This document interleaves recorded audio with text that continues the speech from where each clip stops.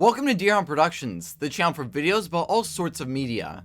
I'm DanCat33, and today we'll analyze the story of GOLB. This giant baby is the embodiment of chaos across Adventure Time. He first appeared in the episode Puhoy, and continued to appear throughout the series. Unlike some characters who are pretty secretive, almost everyone in the show is aware of GOLB's presence. Even humans prior to the Mushroom War knew about him, though it's likely not all of them believed he existed. But before we get to all that, let's jump back to GOLB's first appearance and go on from there. It's fitting that GOLB was introduced in what is quite possibly the strangest Adventure Time episode, that being Puhoy. During a knife storm, Finn is sulking over his girlfriend, Flame Princess, not getting one of his jokes. Jake builds him a pillow fort to cheer him up, and inside, a temporary link is formed between Ooh and Pillow World, an alternate universe where everything is a pillow. Finn gets trapped in this universe and spends years there. He gets married, has kids, and eventually, he dies. After his death, Old Man Finn flies through GOLB's dimension. He bounces off his tongue and flies past the creature, then he's back in the pillow fort as a child. He almost tells Jake about his experience, which he recalls as a strange dream, but he quickly forgets. Now I've analyzed and theorized about a lot of stuff, but I'm genuinely at a loss for words.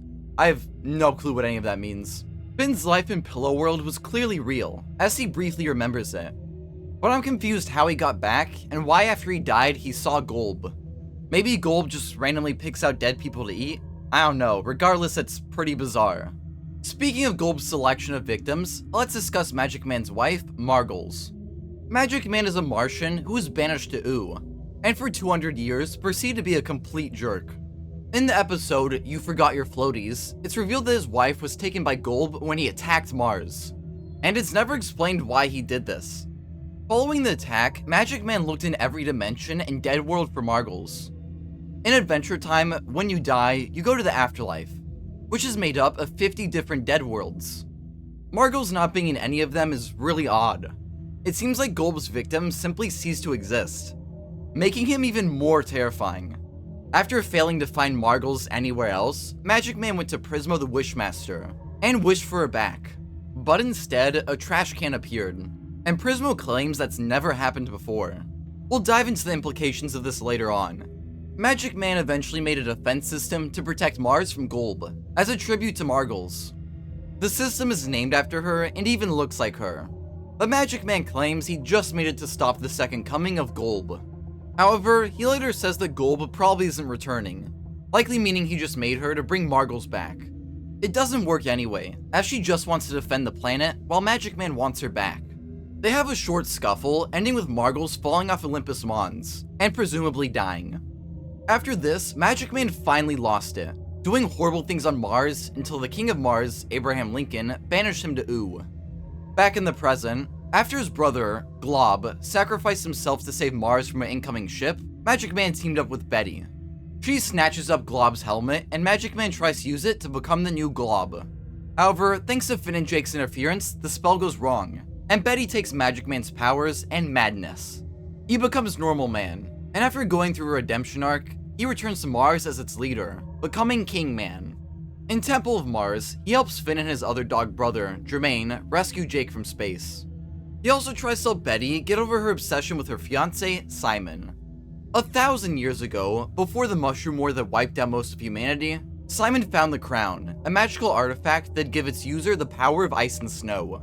He survived the Mushroom War, but the curse of the crown made him go crazy, turning him into Ice King for almost 1,000 years.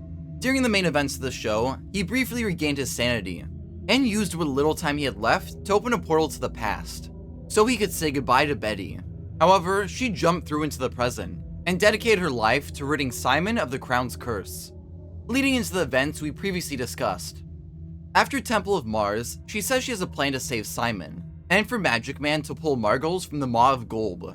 This seemingly confirms that when GOLB attacked Mars, he nommed up Margles, and him eating things will be very important for the Adventure Time finale, Come Along With Me. Before we get to the series conclusion, let's briefly discuss a major revelation that occurs in the episode Whispers. The Lich once again returns, and as he's doing his required bad guy monologue, he refers to himself as the last scholar of GOLB. Scholars of GOLB seem to be characters who worship him, but since the only remaining scholar is the Lich, we don't know much about them. In the Lich's case, he strove to eliminate all life for GOLB, a trait that's shared between all of his multiversal variants, so perhaps this was a common goal for all scholars. Anyways, let's move on to GOLB's villainous role in the show's finale, Come Along With Me. In that episode, Magic Man and Betty, using the witch Maja as a battery, attempt to harness GOLB's power to save Margles and Simon. However, they donk things up. After Finn and Jake avert an all-out war on Ooh, Magic Man falls from a portal in the sky, and GOLB emerges. He attacks Ooh, releasing some sort of nightmare breath. This turns the Candy People into a horrific abomination. What I've always found interesting is how similar this power is to the Lich's own power. In Wake Up and Escape from the Citadel, the Lich can unleash some nasty-looking breath, which kills and corrupts creatures. Since the Lich is a scholar of GOLB and worships the entity, it's possible that GOLB's nightmare breath inspired the Lich's similar ability. Anyways, the rest of Ooh's defenders try to stop GOLB's monster. It's terrifying how the things absorbed into the abomination still appear to be alive, talking and screaming. The abomination is pretty powerful. It manages to kill one of the Gumball Guardians. Eventually though, the other Guardian and Aunt Lolly, using the Cake Mech, are able to restrain it, but it infects the Soul Guardian, transforming it into another monstrous abomination. Its mouth breaks open, releasing a swarm of golden owls, who fly towards Finn, Jake, Normal Man, and the Ice King, who is their only chance of snapping Betty out of her GOLB summoning trance. Jake jumps down to trap all the owls inside of his body, but they burst through him. The rest of the group reaches Betty, and interestingly, GOLB isn't bothered by them being so close to him. Ice King manages to snap Betty out of her trance, but she's pretty angry at him, causing an emotional overcharge that explodes Maja, sending Ice King and Betty flying onto GOLB's tongue. He gobbles them up, and Finn jumps in after them. They end up in GOLB's abstract stomach, a cube that slowly shrinks, threatening to crush the three humans. It breaks them down into their essential forms, deactivating Simon's crown. Ice King is broken down until he turns back into Simon. He has a sweet reunion with Betty, but their impending doom kinda puts a damper on that. Margles likely went through a similar fate when GOLB took her.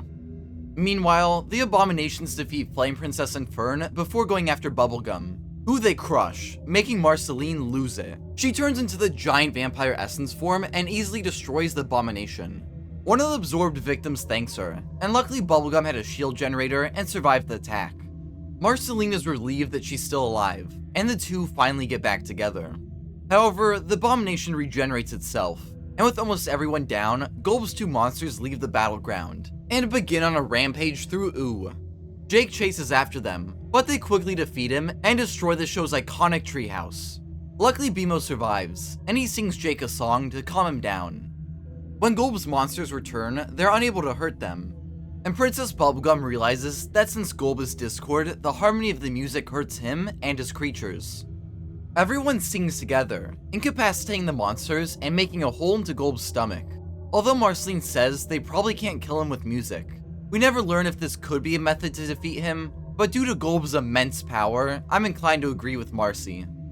Regardless, they make a way out for the humans trapped inside GOLB, but before they can leave, Betty figures out that the crown has reset to its wish-granting form. The hole in GOLB's stomach starts to regenerate, and with time running out, she resigns herself to stay behind and wish to banish GOLB, as Finn and Simon escape. But it turns out, GOLB is simply too powerful for the crown to handle. Betty instead wishes for the power to keep Simon safe, and the crown finally works. It's able to fuse her and GOLB, transforming them into GOLB Betty.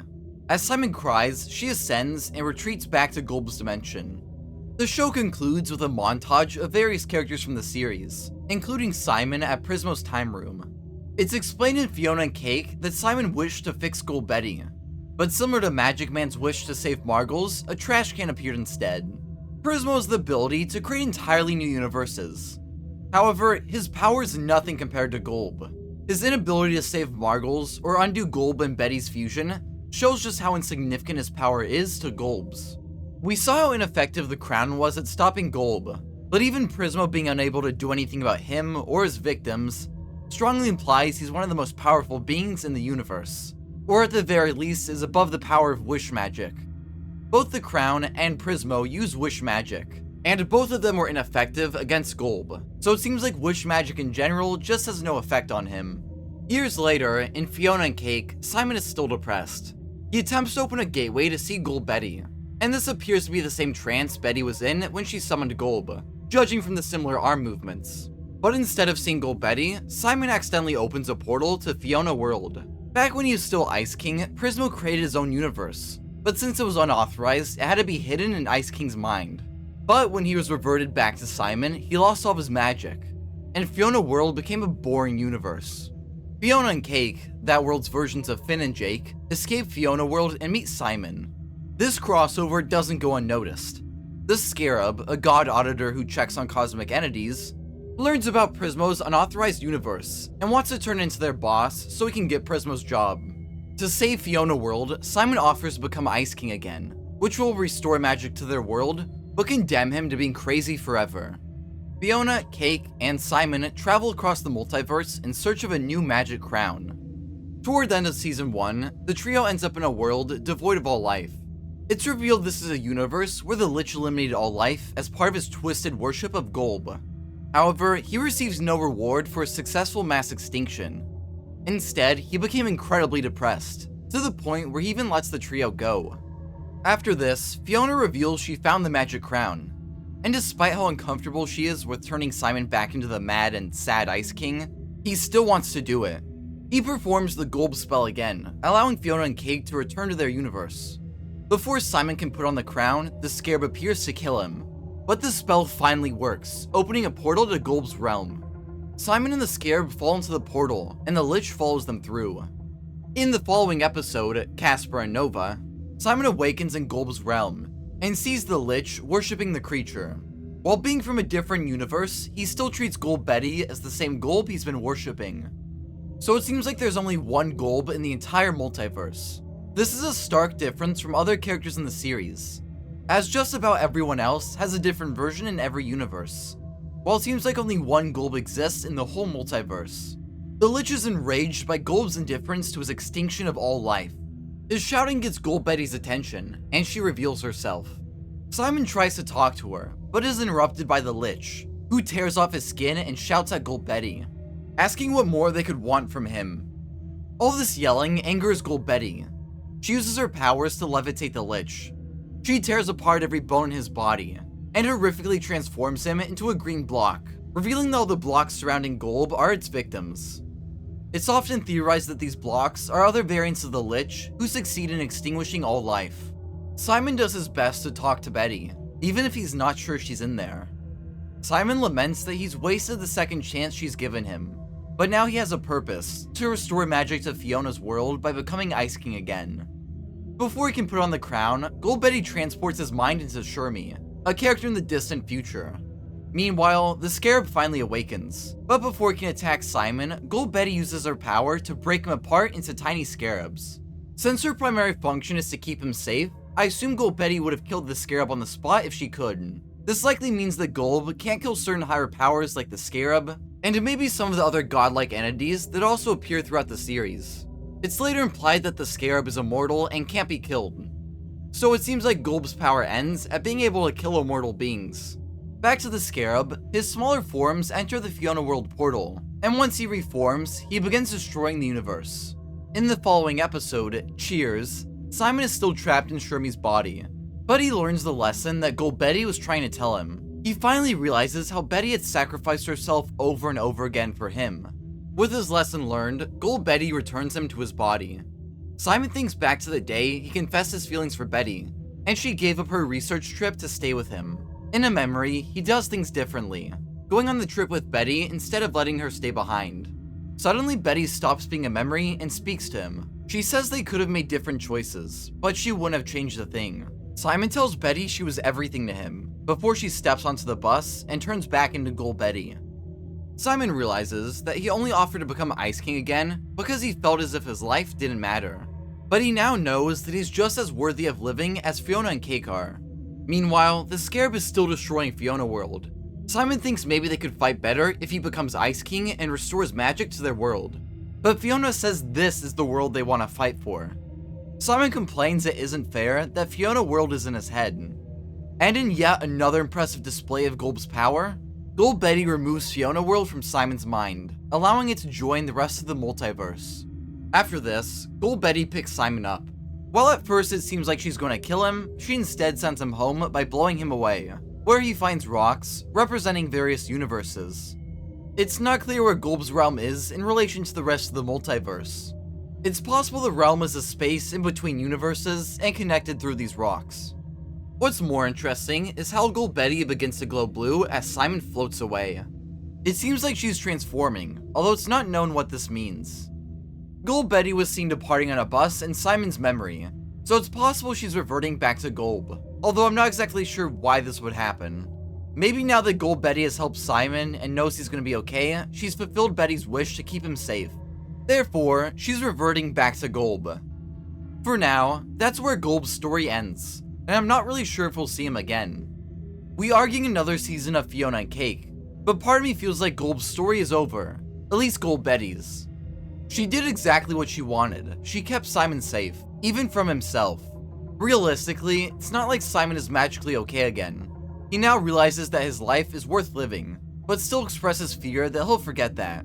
Things aren't perfect, but he's making progress, and I feel like he doesn't need GOLB Betty's help anymore.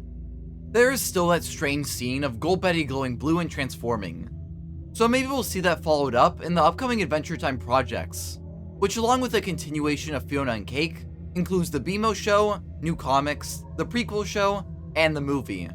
Regardless, I think GOLB's story is great as it is, and I'd be fine if it ended here. If you enjoyed this video, please subscribe, like, share, and consider supporting us and our future projects. Special thanks to Shaun and Toit for supporting us through our channel's membership. If you want shoutouts in our videos too, then consider joining our membership. It gets you a ton of cool perks like shoutouts in our videos and descriptions, custom emojis and badges next to your name, exclusive updates, priority replies to comments, and if possible, you'll be the first to see our newest videos. You can also buy a one-time super thanks to show your support. Thanks for watching, and check out some of our other videos.